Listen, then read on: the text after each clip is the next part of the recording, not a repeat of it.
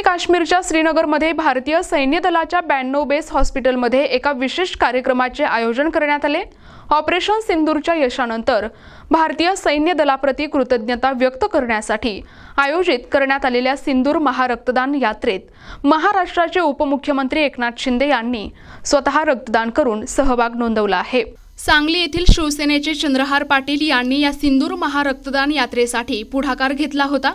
त्यांच्यासोबत सांगली जिल्ह्यातील 1000 पैलवानही या यात्रेत सहभागी झाले आहेत। ऑपरेशन सिंदूर यशस्वी झाल्यानंतर भारतीय सैन्य दलाविषयी कृतज्ञता व्यक्त करण्यासाठी श्रीनगरमध्ये जाऊन रक्तदान करण्याचा निर्धार पाटील यांनी केला होता। त्यानुसार ते आणि त्यांचे सहकारी 2 दिवसांपूर्वीच श्रीनगरमध्ये पोहोचले। या यात्रेत सहभागी होण्यासाठी उपमुख्यमंत्री एकनाथ शिंदेही श्रीनगरमध्ये दाखल झाले। पोहोचताच त्यांनी 92 बेस हॉस्पिटलला भेट देऊन रक्तदान केले। यावेळी त्यांच्यासोबत चंद्रहार पाटील यांनीही रक्तदान केले। शिंदे यांनी ऑपरेशन सिंदूरमधील भारतीय सैन्य दलाच्या अतुलनीय शौर्याबद्दल देशवासियांच्या वतीने त्यांचे अभिनंदन केले आणि आभार मानले। तुम्ही इथे दक्ष असता म्हणूनच आम्ही सुखाने जगू शकतो असे सांगत त्यांनी प्रत्येक सैनिकाप्रती कृतज्ञतेची भावना व्यक्त केली। यावेळी सैन्य दलाच्या अधिकाऱ्यांनी रक्तदान केल्याबद्दल एकनाथ शिंदे यांचा सन्मानपत्र देऊन गौरव केला।